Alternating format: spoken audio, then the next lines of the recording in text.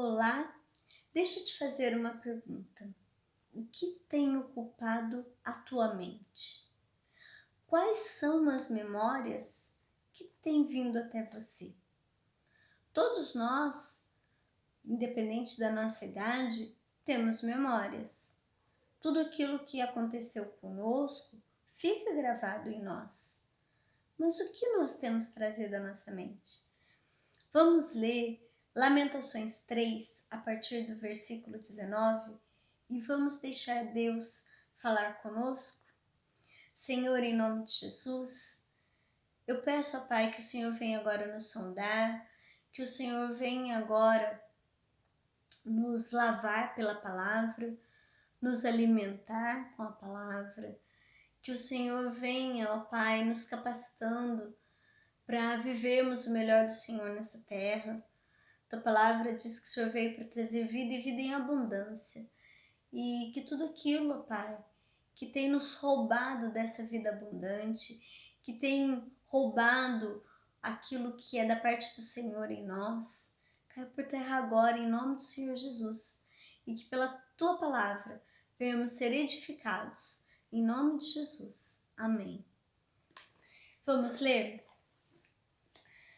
Lembro-me, Lamentações 3, a partir do versículo 19. Lembro-me da minha aflição e do meu delírio, da minha amargura e do meu pesar. Lembro-me bem disso tudo, e a minha alma desfalece dentro de mim. Todavia, lembro-me também do que pode me dar esperança. Graças ao grande amor do Senhor é que não somos consumidos, pois as suas misericórdias são inesgotáveis. Renovam-se cada manhã. Grande é a sua fidelidade. Digo a mim mesmo, a minha porção é o Senhor. Portanto, nele porei a minha esperança. O Senhor é bom para com aqueles cuja esperança está nele, para com aqueles que o buscam. É bom esperar tranquilo pela salvação do Senhor. Amém? Nós vemos que os primeiros versículos que nós lemos fala aqui de algumas lembranças, não é? Lembro-me da minha aflição. Quem não tem uma aflição para lembrar? Do meu delírio, da minha amargura, do meu pesar. Quantas coisas nós desejamos e não temos? Quantas coisas nós buscamos e não encontramos? Quantas coisas nós passamos que fizeram conosco algo, falaram algo para nós. Quantas experiências negativas nós tivemos, quantos dias maus nós já passamos. Mas se nós ficarmos lembrando dessas coisas e alimentando nosso coração com os sentimentos ruins que voltam, nós encontramos isso aqui, olha. A minha alma desfalece dentro de mim. Desfalecer é perder as forças. Mas, aqui diz, todavia, lembro-me também do que pode me dar esperança. E o que pode nos dar esperança? Graças ao grande amor do Senhor é que não somos consumidos. Gente, é o amor de Deus que pode nos dar esperança. Confiamos no amor de Deus para que os dias maus passem. Confiamos na misericórdia do Senhor, que nós não vamos ser consumidos, que nós vamos ser renovados a cada manhã, que há esperança. Grande é a fidelidade do Senhor. Deus, Ele é fiel. Isso que está na palavra dele não muda. Isso que está na palavra é a verdade. Ele é um Deus fiel. Ele é um Deus que nos ama. E aqui no versículo 24, olha que interessante. Digo a mim mesmo. Nós precisamos dizer a nós mesmos o que está na palavra. Nós precisamos dizer a nós mesmos aquilo que não é enganoso, porque Nós mesmos temos uma voz interna que a psicologia explica aí, de coisas que nós ouvimos a vida inteira, ou então nós damos voz também ao inimigo da nossa alma, que quer nos ver derrotados. Mas nós podemos dizer a mim mesmo, dizer a nós mesmos, né? A minha porção é o Senhor, portanto nele porei a minha esperança. O Senhor é bom para com aqueles cuja esperança está nele. Quando uma pessoa não tem esperança em Deus, ela não consegue saber que Deus é bom. Aqui diz que o Senhor é bom para com aqueles cuja esperança está nele. Deus é bom para os outros também, mas os outros não conseguem perceber a bondade do Senhor. Só quem tem experiência com Deus sabe o quanto Ele é bom. Eu vou pedir que vocês voltem um pouquinho na palavra, no Salmo 107.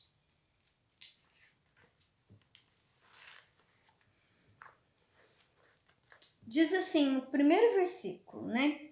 Deem graças ao Senhor, porque Ele é bom. O seu amor dura para sempre. E aí, o Salmo 107 inteiro, nós vamos vendo as mais variadas situações ruins, onde num momento há uma mudança. E onde é que há essa mudança? Aqui, olha, eu vou pegar, por exemplo, no versículo 5. Estavam famintos e sedentos, sua vida ia se esvaindo. E aí o versículo 6, na sua aflição, clamaram ao Senhor e Ele os livrou da tribulação em que se encontravam. Aí depois, no versículo 19, também, na sua aflição, clamaram ao Senhor e Ele os salvou da tribulação em que se encontravam. E tem outros, versículo 28, na sua aflição, clamaram ao Senhor e Ele os tirou da tribulação em que se encontravam.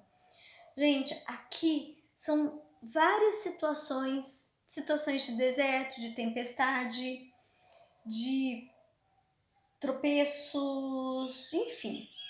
Mas todas as vezes que clamaram ao Senhor, a situação mudou. Então, quando a gente tem por hábito clamar ao Senhor, a gente tem a oportunidade de experimentar o quanto Ele é bom, o quanto Ele é fiel, o quanto Ele é poderoso, o quanto Ele reverte as situações. Então, se você está hoje passando pelo dia mal, se você está hoje no momento do deserto, se você está hoje no momento de tempestade, onde as ondas têm se levantado contra a sua vida, se você está num momento onde você está abatido, você está desanimado, você está sem força, olha, se você não está lembrando somente dessas situações ruins e você fica preso aí, achando que tudo é só ruim, que não tem jeito, você vai minando as suas forças. Pode ser que realmente tenham vindo situações que estão realmente te enfraquecendo. Pode ser uma situação de enfermidade, pode ser uma situação que está te desanimando no sentido de te preocupar, de te aborrecer. Pode ser uma perda que você está lidando nesse momento, pode ser uma separação. Eu não sei o que pode ser, mas eu sei que Deus é bom e que Ele é fiel e que todas as vezes que Ele é clamado, Ele é chamado para resolver a sua situação, Ele vem e Ele é poderoso. Se ainda Ele não respondeu, continua crendo, continua trazendo à sua memória o que pode dar esperança. Tudo é feito dentro de um tempo de Deus. E nós vamos lá agora em Eclesiastes. Eclesiastes 3, porque Eclesiastes traz o tempo das coisas, né? Nós precisamos identificar os tempos que nós estamos vivendo, sabendo que eles mudam. Para tudo há uma ocasião certa. Há um tempo certo para cada propósito debaixo do céu. Tempo de nascer e tempo de morrer. Tempo de plantar e tempo de arrancar o que se plantou. Tempo de colheita, né? Tempo de matar e tempo de curar. Tempo de derrubar e tempo de construir. Tempo de chorar e tempo de rir. Tempo de prantear e tempo de dançar. Tempo de espalhar pedras e tempo de ajuntá-las. Tempo de abraçar e tempo de conter. Tempo de procurar e tempo de desistir. Tempo de guardar e tempo de jogar fora. Tempo de rasgar e tempo de costurar. Tempo de calar e tempo de falar. Tempo de amar e tempo de odiar. Tempo de lutar e tempo de viver em paz. Os tempos, eles mudam, mas Deus não muda. Em Deus não há sombra de variação. Ele é perfeito. Ele está conosco no tempo de nascer e no tempo de morrer. Ele está conosco no tempo de plantar e no tempo de colher. Ele está conosco no tempo de matar e de curar. Ele está conosco em todos os tempos. Nós precisamos clamar ao Senhor, nós precisamos trazer à memória os grandes feitos do Senhor. Se você ainda está no começo da caminhada com o Senhor, você não tem ainda experiências da grandiosidade dele, porque ele está só começando a trabalhar na sua vida. Talvez os ventos já tenham começado a soprar, a mudar de direção, e aquela alegria do início da caminhada, da descoberta do Senhor Jesus, ela começa a passar. Por quê? Porque tem tempo de rir, mas tem tempo de chorar também. Não me recordo agora qual versículo, mas o salmista diz assim: foi-me bom ter sido afligido. O tempo da aflição, ele pode ser bom, porque depois dele vem algo maravilhoso onde nós conseguimos ver o trabalhar de Deus em nós. O tempo da aflição, ele pode ser um tempo riquíssimo quando nós derramamos as nossas lágrimas na presença de Deus. Quando nós buscamos nele, ainda que pareça que ele não está nos ouvindo, porque tem dias onde parece que o céu é de bronze, como alguns dizem, né? Não sei nem se há um versículo falando disso, acredito que possa ter. Mas há momentos em que parece que nós estamos falando, Deus não está ouvindo. Parece que nós estamos pedindo e batendo, como foi ministrado há pouco tempo. Batei e abrir-se-vos-á. É verdade, vai abrir, mas pode não ser o tempo de abrir, mas sempre vai ser o tempo de bater, sempre vai ser o tempo de clamar. E não desanime, não desiste. Tem resposta de Deus que demora, mas ela vem. E ela vem baseada naquilo que Ele é, não no que nós somos. Porque nós somos pecadores, nós precisamos constantemente nos arrepender, nós precisamos constantemente ir até a palavra do Senhor para que ela venha e nos lave. Olha só Lamentações 3. Quanto tempo a gente pode ficar lembrando daquilo que nos traz insatisfação, daquilo que nos traz medo? Nós estamos rodeados de situações que, se a gente ficar só focando nelas, nós vamos ter uma vida de prisão no medo. Medo de perdermos alguém, medo de sermos acometidos com uma enfermidade, medo de passarmos necessidade, medo e medo. Nós também podemos trazer à memória situações onde o povo de Deus sempre passou por desertos, passou por situações difíceis, por perseguição, por cativeiro. Gente, a palavra de Deus, ela tem tantos e tantos e tantos exemplos de que tudo isso passa, mas passa de uma forma boa para quem clama ao Senhor, para quem nele espera, para quem nele confia. Aí sim, nós vamos ver o agir do Senhor, porque Deus, ele não entra na nossa vida para fazer uma obra incompleta. Ele não entra na nossa vida para que o seu nome não venha a ser glorificado. Não. Ele entra em nós para fazer algo, para que quando as pessoas olham para a nossa vida e nós mesmos olhamos para as nossas vidas, nós vamos ver como Deus é fiel, como Deus é bom, como Ele age com poder, como Ele age no sobrenatural, naquilo que parece que não tem jeito, Ele vem e dá um jeito que as pessoas ficam, é Deus, é Deus. Talvez alguns que não creem em Deus vão dizer, foi sorte, mas não se importem com isso. Importante é que você vai ver o agir de Deus na sua vida. Ele tem uma história para cada um de nós.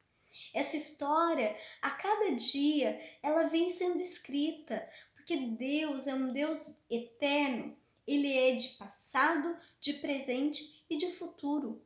Então a nossa história, apesar dela já estar pronta, já ter registro, porque nossos dias já estão contados no livro de Deus, ela também está sendo escrita, porque as misericórdias do Senhor, elas se renovam a cada manhã. Às vezes, nós tomamos decisões que nos afastam daquele plano que é original do Senhor para nós.